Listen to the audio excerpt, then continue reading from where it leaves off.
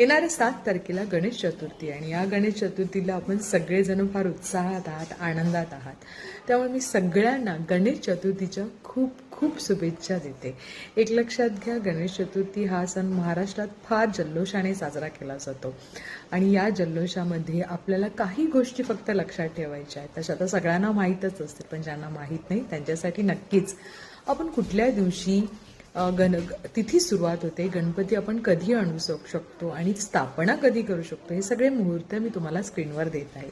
त्याचबरोबर सगळ्यात महत्त्वाचं, प्रत्येक माणसाने, घरातल्या प्रत्येक माणसाने, कारण सगळ्यांचे प्लॅनेट आपापल्या पत्रिकेनुसार काम करत असतात. मग या दिवशी गणपती आपल्या घरी येतात तर बुध ग्रह, केतू ग्रह हे खूप स्ट्रॉंग करण्याचा हा खूप चांगला मार्ग असतो.